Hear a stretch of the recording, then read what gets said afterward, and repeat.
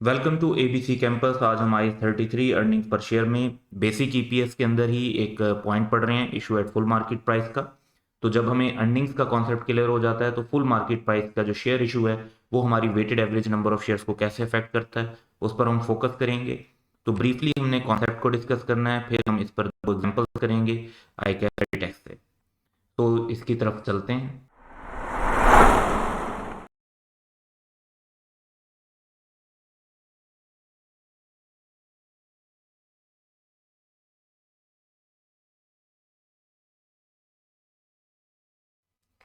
तो सबसे पहले कॉन्सेप्ट की बात करते हैं। तो वेटेड एवरेज ऑर्डिनरी शेयर्स जो हैं वो हमें कंसीडर करने होते हैं अर्निंग पर शेयर में।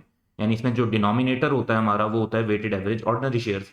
अब उसमें अगर कोई during the year new shares issue होते हैं तो उनको भी हमें इनकॉर्पोरेट करना होता है, और उनको सिर्फ तब से शामिल करना होता है जब से वो शेयर इशू हुए होते हैं। क्योंकि अगर एक शेयर मिड ईयर इशू हुए हैं तो उन्होंने, लेट्स से कि हम कहते हैं हमारा ईयर जनवरी टू दिसंबर है और शेयर इशू हुए हैं 1 जुलाई को, तो उनसे जो हमें एडिशनल रिसोर्स मिला है जिससे हम अर्निंग मजीद अर्न कर सकते थे वो सिर्फ 6 मंथ के लिए मिला, वो पूरे 12 मंथ्स के लिए नहीं मिला। इसलिए उनको सिर्फ उस पार्ट ऑफ द ईयर के लिए हम शामिल करेंगे जितने के लिए हमारे पास एडिशनल रिसोर्सेज अवेलेबल थे। अब जो नए शेयर इसलिए लिए जाएंगे उन पर एक वेट फैक्टर लिया जाएगा क्योंकि हमने वेटेड एवरेज लेनी है, और वो वेट फैक्टर बेस कर रहा होगा टाइम पर, यानी टाइम वेटिंग फैक्टर। और फुल मार्केट प्राइस पर जब शेयर इशू हो रहा होता है तो उसका मतलब है कि कंपैरेटिव में कोई एडजस्टमेंट करने की जरूरत नहीं है। तो लास्ट ईयर की ईपीएस भी हमें रीस्टेट करनी होती है। अगर शेयर्स वगैरह इशू होते हैं, नंबर ऑफ शेयर्स चेंज होते हैं, तो रिवाइज शेयर्स के मुताबिक ही लास्ट ईयर को भी रीस्टेट करना होता है। लेकिन जब शेयर्स फुल मार्केट प्राइस पर इशू हों तो लास्ट ईयर के अंदर भी कोई एडजस्टमेंट करने की जरूरत नहीं है। और अब हम इसकी एग्जाम्पल्स की तरफ चलते हैं। तो फर्स्ट एग्जाम्पल हमारे पास है कि Friday limited has a financial year ending 31 December.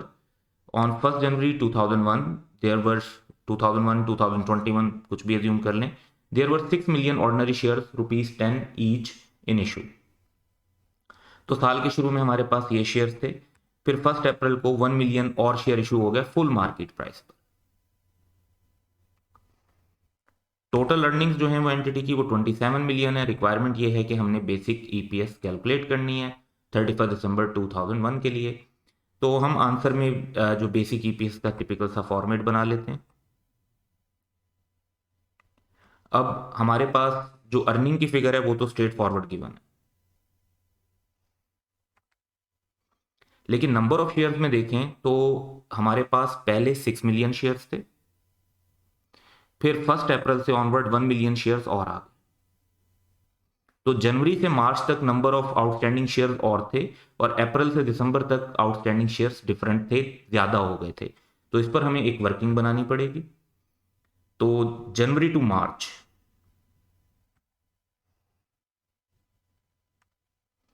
Number of shares थे हमारे पास 6 मिलियन, और ये क्योंकि अप्रैल में जाकर शेयर्स मजीद ऐड हो गए, लेकिन 6 मिलियन आउटस्टैंडिंग रहे थे जनवरी फरवरी और मार्च 3 मंथ्स के लिए। तो इनका टाइम फैक्टर आ जाएगा 3/12, क्योंकि टोटल ईयर में 12 मंथ्स होते हैं, तो ये 3 मंथ्स के लिए इतने आउटस्टैंडिंग थे। तो 6 मिलियन को जब आप मल्टीप्लाई करेंगे 3/12 से तो आपके पास weighted average number of share आ जाएंगे 1.5 मिलियन। फिर जो ये न्यू शेयर इशू हुए 1 मिलियन, ये इशू हुए 1 अप्रैल को, तो ये हम ऐड कर देंगे। तो हमारे पास 1 अप्रैल से 31 दिसंबर तक यानी ईयर एंड तक जो नंबर ऑफ शेयर हो गया वो 7 मिलियन हो गया। और ये 7 मिलियन शेयर्स का जो टाइम फैक्टर बनता है अप्रैल से दिसंबर तक का, वो बनता है 9 मंथ्स का। तो 7 मिलियन इंटू 9/12, 5,250,000। और इस तरह हमारे पास टोटल वेटेड एवरेज आ गया 6,750,000। इसको हमने ऊपर अपनी कैलकुलेशन के अंदर यूज करना है। तो अब हमारे पास अर्निंग भी है और नंबर ऑफ शेयर्स भी हैं। तो सिंपली हम कैलकुलेट कर लेंगे, हमारे पास बेसिक ईपीएस आ जाएगी ₹4 पर शेयर। तो ये एक सिंपल सी अंडरस्टैंडिंग थी कि जब आपके पास एक्स्ट्रा जो शेयर्स हैं वो फुल मार्केट प्राइस पर इशू हुए हैं, जो भी मार्केट प्राइस है, क्वेश्चन में इवन प्राइस गिवन नहीं थी, लेकिन वो हमें चाहिए भी नहीं क्योंकि हमें नंबर ऑफ शेयर्स चाहिए होते हैं, हमें प्राइस ऑफ शेयर नहीं चाहिए होती। तो वो फुल मार्केट प्राइस पर हुए थे तो उनका प्रॉपर वेट नॉर्मल वे में हमने लिया। तो ये स्ट्रेट फॉरवर्ड है। अच्छा, टिपिकली जो है ये एक ओवर सिंप्लीफाइड सिचुएशन है फुल मार्केट प्राइस वाली, क्योंकि एक्चुअली जो शेयर्स हैं वो ज़्यादातर राइट इशू होते हैं और राइट इशू के अंदर थोड़ी सी फर्दर कॉम्प्लिकेशन है जो हम उसकी वीडियो में कवर करेंगे। अब एक और एग्जांपल देखते हैं जिसमें इससे ज्यादा कंप्लेक्सिटी को इन्वॉल्व करेंगे। तो क्वेश्चन है कि Sunday limited has a financial year ending 31 December, total earnings जो हैं वो 36.9 मिलियन की हैं। 1 जनवरी को जो ईयर का स्टार्ट है उनके पास 9 मिलियन ऑर्डिनरी शेयर्स थे। फिर 1 मई को उन्होंने 1.2 मिलियन न्यू शेयर इशू किए फुल मार्केट प्राइस पर। फिर 1 अक्टूबर को उन्होंने मजीद शेयर इशू किए 1.8 मिलियन, ये भी फुल मार्केट प्राइस पर हुए। तो रिक्वायरमेंट ये है कि हमने बेसिक ईपीएस कैलकुलेट करनी है। वंस अगेन हम अपने आंसर में बेसिक ईपीएस के लिए सिंपल सा फॉर्मेट बना लेते हैं। हमारे पास अर्निंग की फिगर स्ट्रेट फॉरवर्ड क्वेश्चन में गिवन है 36.9 मिलियन।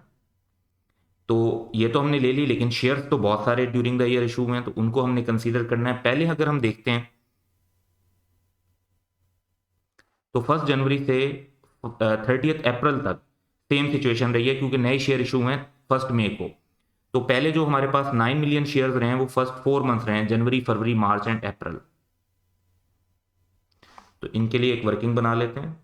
जनवरी से अप्रैल 9 मिलियन शेयर्स थे और ये 4 मंथ का टाइम पीरियड है जिसमें 9 मिलियन शेयर्स रहे। तो इनका 9 मिलियन इंटू 4/12 3 मिलियन की वेटेड एवरेज आ जाएगी।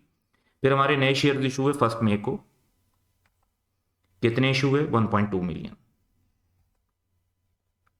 तो हमारे पास जो टोटल नंबर ऑफ शेयर हो गए, जो कि फिर 1 मई से लेके 1 अक्टूबर से पहले डेट बनती है 30 सितंबर तक। तो 1 मई से लेके 30 सितंबर तक हमारे पास जो शेयर थे वो 10.2 मिलियन थे। और ये मई, जून, जुलाई, अगस्त एंड सितंबर 5 मंथ्स का टाइम बनता है। तो 10.2 million into 5/12 4.25 million weighted average number आ जाएगा। फिर हमारे नए शेयर इशू हुए